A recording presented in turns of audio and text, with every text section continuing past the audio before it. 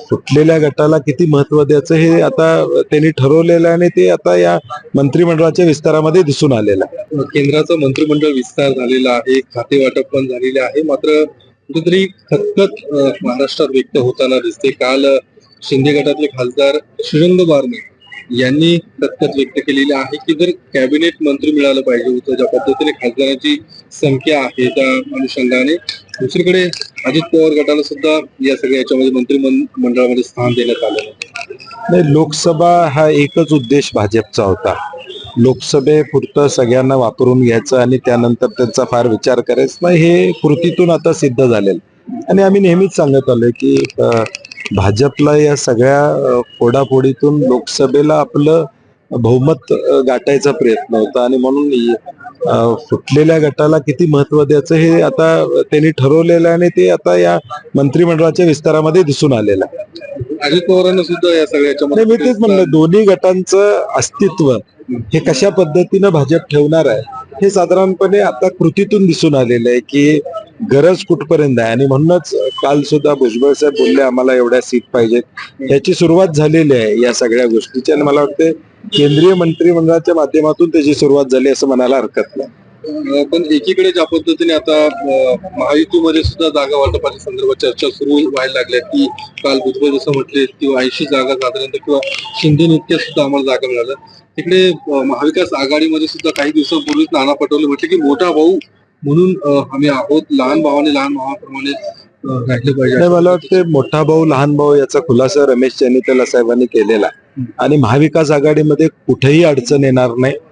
ज्या पद्धतीनं लोकसभेला जागा वाटप अत्यंत सुरळीत झालं, 1-2 जागा सोडल्या तर, नाहीतर बाकी सगळं सुरळीत झालं, तसं आता देखील 288चे वाटप हे निश्चितपणे लवकरात लवकर होईल. आणि आमच्या तिन्ही पक्षाची एक अपेक्षा आहे की जून अखेरपर्यंत या चर्चा मूर्त स्वरूप देण्याचा प्रयत्न आमच्या तिन्ही पक्षांचा त्या ठिकाणी असणार आहे. म्हणून आमच्यात कुठेही वादावाद होणार नाही याची खात्री निश्चितपणे मी आपल्याला देतो.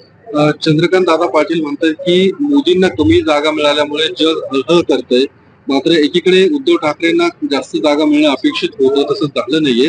त्याच ठाकरेंचा फायदा काँग्रेसला आणि पवारांना होतोय. नाही, महाविकास आघाडीमध्ये तिन्ही पक्षाला एकमेकाचा फायदा झालेला आहे. काँग्रेसच्या मताचा फायदा शिवसेनेला झाला, राष्ट्रवादीच्या मताचा काँग्रेसला झाला, शिवसेनेचा काँग्रेसला झाला. आणि म्हणून किती आता काही भांडणं लावण्याचा प्रयत्न झाला तर तो आमच्यात होणार नाही, कारण की आमची संयुक्त ताकद ही राज्याला अपेक्षित आहे, जनतेला अपेक्षित आहे. कारण की जो काही निकाल लागला, मॅन्डेट आला, त्यातून स्पष्ट दिसतंय की सामान्य माणसं ही महाविकास आघाडीच्या बाजूने आहेत आणि फोडाफोडीचं राजकारण महाराष्ट्राला आवडलेलं नाहीये.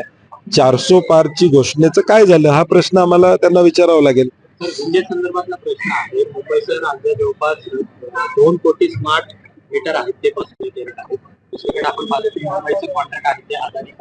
नाही, मला वाटतं हे मीटरच्या संदर्भात काँग्रेस म्हणून आम्ही निश्चितपणे भूमिका घेऊ, परंतु हे बळजबरी जबरदस्ती हे करण्याचा प्रयत्न जो चाललाय तो मला वाटतं हाणून पाडला पाहिजे. आम्ही त्याला विरोध त्या ठिकाणी करणार आहोत, कारण की गरज काय आहे प्री मीटरची? ऑलरेडी एक सिस्टीम आहे, त्या सिस्टीम मध्ये सगळं व्यवस्थित चाललं असताना पुन्हा याची गरज काय असा प्रश्न निर्माण होतो. संघप्रमुख मोहन भागवत काल म्हणाले की मणिपूर हे जे शांतीची वाट पाहते 1 वर्ष झाली, त्याच्याकडे लक्ष द्यावं गरजेचं आहे.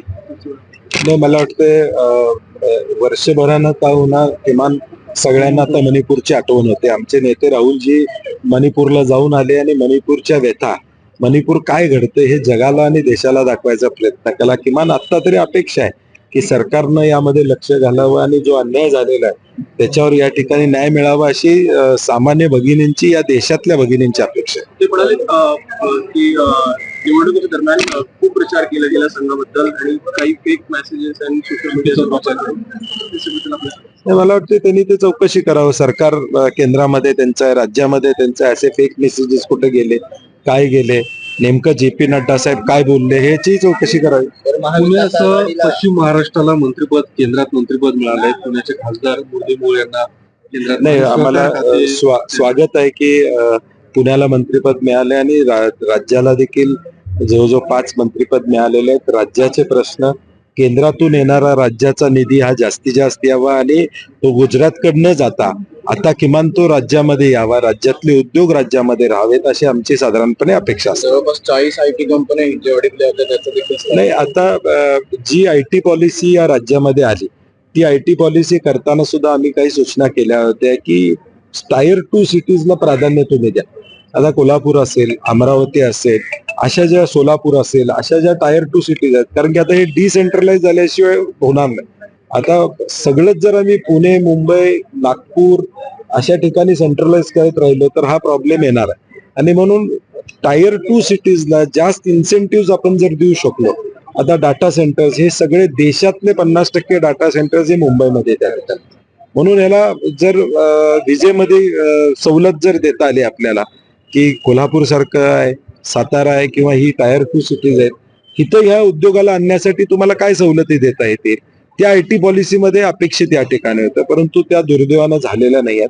आणि म्हणून आमची शासनाकडे मागणी आहे की जर हे जे सेंट्रलाइज व्हायला लागलेलं आहे ते वेगवेगळ्या शहरांमध्ये जाण्यासाठी तशा पद्धतीची धोरणं ही राज्य शासनानं आणावीत अशी आमची अपेक्षा असते.